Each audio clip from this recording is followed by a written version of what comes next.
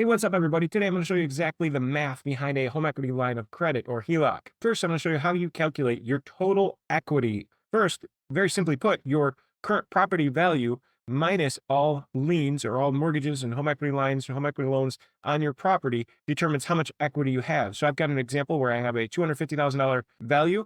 $150,000 in liens leaves total equity of $100,000. Next, we're going to talk about how to determine the maximum line amount for your HELOC. So same example, property value of $250,000. You may have a maximum home equity combined loan to value. Typically, this number is 90%, although it could be lower. You can see that if you go to 80%, it changes the figures, but I'm going to stick with the 90. And I'm adjusting this to match previous step. So if you remember, we had 100,000 here. Let me show you. We had $100,000 in home equity, but our max line amount is going to be 75. That's because when you take the property value of 250, multiply it by 90% of that property value, your maximum combined loan amounts can be 225. So if you have a first mortgage for 150,000, that means that plus 75,000 for an equity line of credit equals that 225. You can't exceed that number. In other words, you will actually have $25,000 of remaining home equity even if you max out that line. Okay, moving on. The next thing we're going to talk about is the HELOC phases. Very important to understand how the phases work.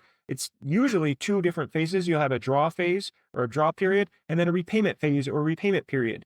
Now, in this example, I'm showing basically the maximum terms that are common out there at 10 years draw period with a 20-year repayment period. Now, some programs are definitely lower. You might have a 10 draw period plus a 10-year repayment period. You could have a 5-year draw period and a 10-year repayment period. They can be any combination of these figures here. You're going to see on your closing docs exactly what they're going to be. And when we talk about payments in a minute, you'll understand a little bit more about how this makes sense. But the important thing right now to understand is whatever your draw period is plus your repayment period is, they equal your total term of the loan. So if someone's talking about that you get a 10-year term or a 20-year term, you need to ask the question, well, what is the draw period and what is the repayment period? Because those two figures make a big difference, as you're going to see in the next step. So I'm going to do a 10-year draw and a 20-year repayment for this example. So now we're going to talk about the draw period in detail. So we've established the maximum loan amount, or maximum line amount rather, is $75,000.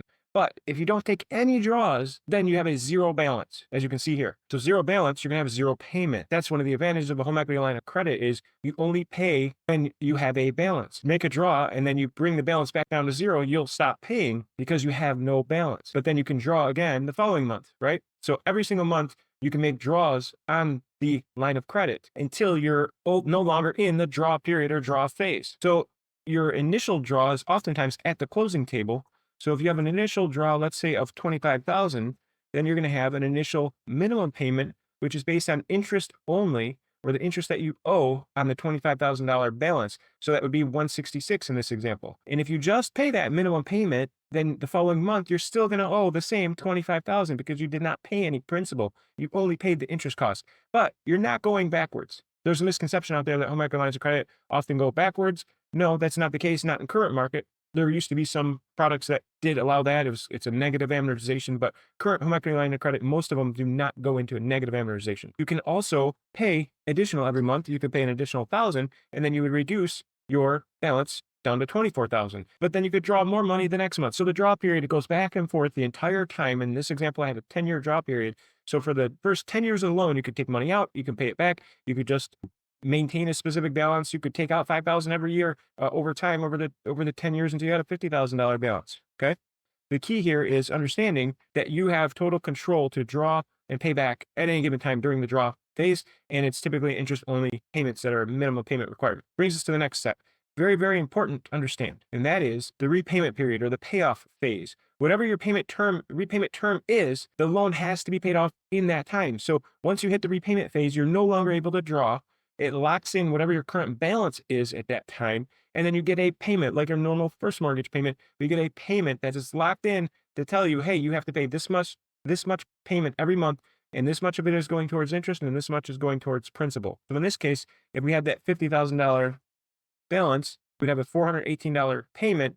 And a big chunk of that is going to principal every month. And the following month, more, and it's that same amortization schedule. Again, here, you can pay more and knock it down even faster by applying additional principal every month, as you just saw me do there.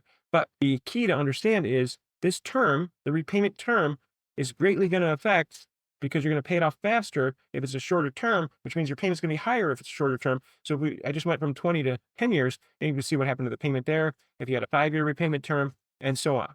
Okay. I hope that helps clear up any misconceptions. Again, to recap, you'll have a maximum line amount. If you don't take any money out, there's no payment. Whatever money you do take out during the draw phase, you can take money out. Whatever your balance is every single month, it gets calculated, your minimum payment based on the interest due for that individual month. You can always pay extra, but at the end of that draw period, whatever your balance is, it gets converted to a repayment schedule based on the term of the repayment period, or however, in other words, how much is left. It's really that simple.